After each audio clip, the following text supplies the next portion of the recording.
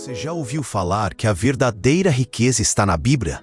E que os maiores milionários da história se guiaram por provérbios milenares que poucos de fato aplicam? Neste vídeo, você vai conhecer a história de Rodrigo, um motorista de aplicativo em São Paulo que transformou sua vida ao unir os ensinamentos de Napoleão Hill com a sabedoria prática dos provérbios bíblicos. Mas atenção, essa não é só mais uma história de superação. É um manual vivo sobre como gerar riqueza com propósito, mesmo começando do zero, sem dinheiro, sem apoio e sem precisar trair seus valores. Prepare-se para mergulhar em uma jornada real, inspiradora e completamente aplicável à sua vida. Se você assistir até o final, vai entender por que a persistência silenciosa, o empreendedorismo com alma e a fé aplicada na prática são os verdadeiros segredos que constroem riqueza de verdade. Rodrigo, como tantos outros, era invisível na pressa da cidade.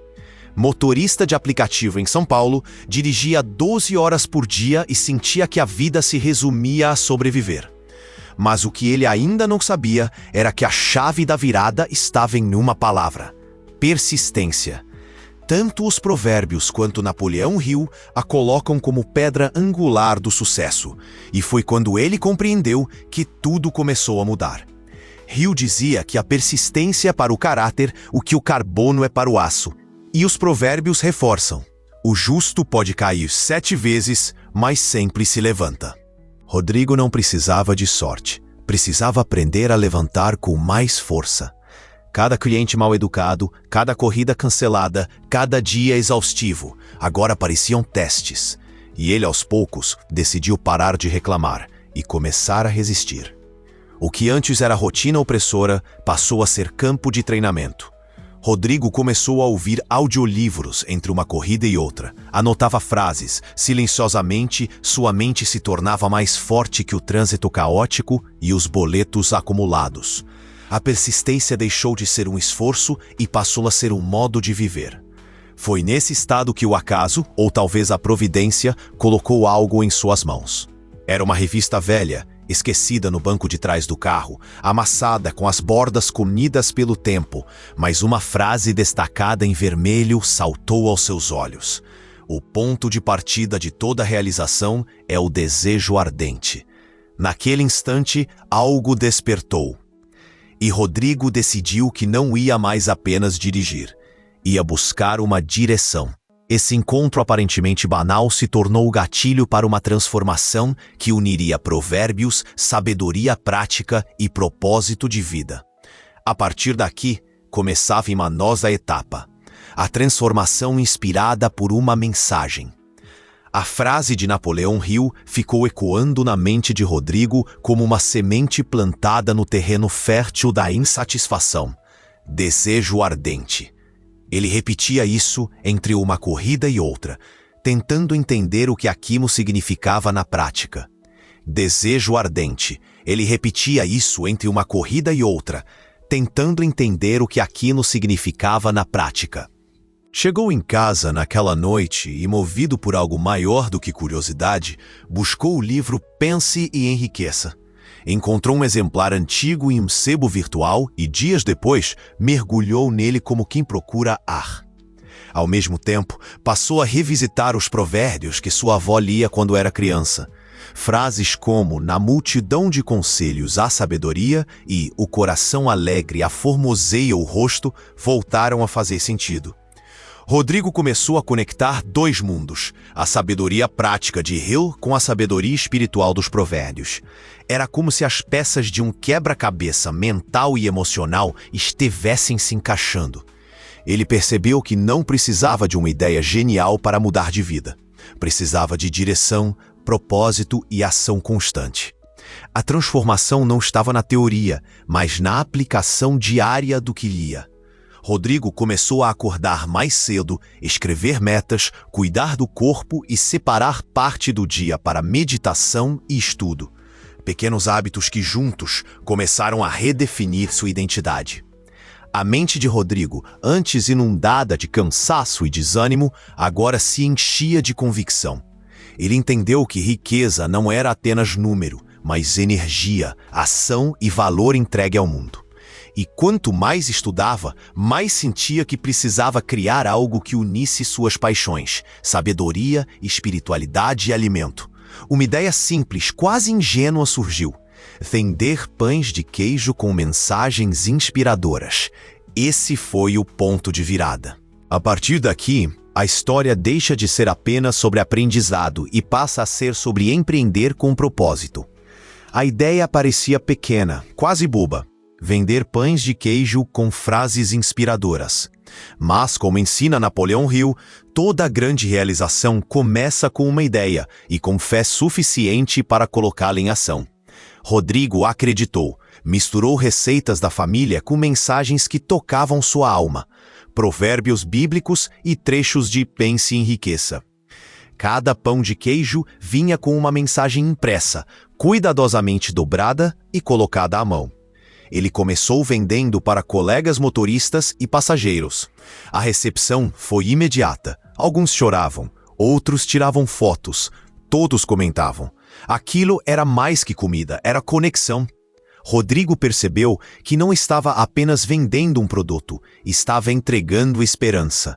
E esse propósito dava a ele uma força que nenhum emprego anterior havia dado. Pela primeira vez, ele sentia que estava sendo um canal de transformação. Com o tempo, criou uma pequena marca, Pão e Propósito. Com o apoio de uma amiga designer, fez etiquetas, embalagens e começou a divulgar nas redes sociais. O que era um complemento de renda se tornou um movimento. Gente de outros bairros começou a pedir. Histórias chegavam de pessoas que estavam desanimadas e se reergueram após ler uma das mensagens. Rodrigo entendeu, ele havia encontrado um veículo de valor. E como o Hill ensina, quando o desejo se junta à ação e ao serviço ao próximo, a prosperidade se torna inevitável. O negócio crescia, mas mais importante, a alma de Rodrigo crescia junto. Ele não estava apenas vendendo um produto, estava vivendo um propósito. E isso lhe deu força para tomar uma decisão difícil quando uma oportunidade grande demais para recusar bateu à sua porta. Era o momento de testar seus princípios. E o próximo capítulo da jornada revela como ele rejeitou propostas vazias para proteger aquilo que estava construindo com o coração. Com o crescimento rápido da marca, inevitavelmente vieram os olhares das grandes empresas. Um grupo de investidores, ligados a uma rede de padarias nacionais, fez uma proposta generosa para comprar o Pão e Propósito. Era dinheiro suficiente para mudar de vida, pelo menos financeiramente. Mas algo em Rodrigo travou. Ele lembrou das palavras de Hill: negócios sem alma são armadilhas douradas. E dos provérbios: melhor é o pouco com justiça do que grandes rendas sem requidão. A proposta era tentadora, mas exigia abrir mão da essência do projeto. Queriam mudar a identidade, padronizar as mensagens e retirar o aspecto espiritual, considerado delicado para o mercado. Rodrigo passou dias em silêncio, orando, refletindo, escrevendo. Ele sabia que o dinheiro não podia comprar o que ele havia construído com tanto significado. Recusar parecia loucura, mas trair o propósito seria muito pior. Então ele fez algo surpreendente. Em vez de vender, propôs uma parceria. Deixou claro que não negociaria seus valores, mas estava aberto a expandir, desde que a essência fosse mantida. A resposta dos investidores foi seca e imediata. Estamos procurando um produto, não um movimento. Rodrigo sorriu. E pela primeira vez na vida, sentiu-se verdadeiramente rico, por saber exatamente o que não estava à venda. Essa decisão gerou comentários, críticas e dúvidas, mas também abriu espaço para um novo ciclo de apoio coletivo, conexões com comunidades e expansão orgânica.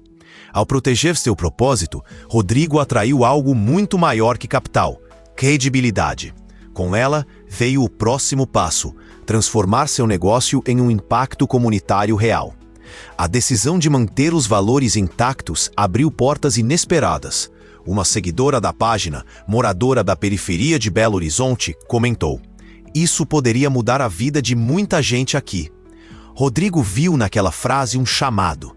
Inspirado pelos ensinamentos de Hill sobre cooperação e pelos provérbios que exaltam a sabedoria coletiva, ele decidiu expandir sua ideia, não como franquia, mas como rede de impacto comunitário. Nasceu a Rede de Sabedoria, pequenas cooperativas locais que produziam os pães de queijo com mensagens, gerando renda, capacitação e esperança em regiões esquecidas pelo sistema. Rodrigo passou a viajar, treinar lideranças, adaptar receitas e incentivar o estudo de provérbios e do Pense e Enriqueça em encontros semanais. Cada unidade era mais que um ponto de venda, era um núcleo de transformação social. Mulheres que antes dependiam de auxílio emergencial agora lideravam negócios. Jovens aprendiam sobre empreendedorismo com propósito. Em vez de centralizar, Rodrigo descentralizou. E isso fez tudo crescer com ainda mais velocidade. A mensagem continuava a mesma: fé, ação e persistência. Mas agora ela ganha sotaques, rostos e histórias novas, todos conectados por um mesmo ideal. Hill ensina que riqueza duradoura é aquela que melhora a vida de outros além de você. E Rodrigo viu isso se realizar diante dos próprios olhos. A rede chegou a outros estados. Parcerias com ONGs, igrejas e escolas se formaram. E o nome Pão e Propósito virou símbolo de reinvenção, dignidade e sabedoria prática. Mas nem tudo seria flores. O sucesso começou a incomodar. E o próximo teste veio em forma de desafios éticos e imitações baratas, exigindo uma resposta à altura de quem constrói com verdade. Com o crescimento da rede de sabedoria, vieram também os parasitas. Grandes supermercados começaram a copiar a ideia: pães de queijo com frases genéricas, embalagens sofisticadas e preços baixos. Para muitos, era o fim da autenticidade.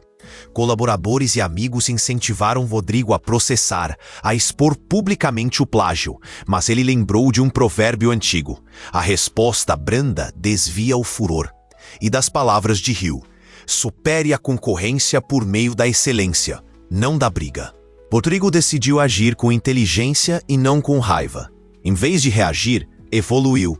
Reformulou as mensagens, aumentou a qualidade do produto, estreitou os laços com as comunidades e reforçou os encontros de sabedoria. O público notou.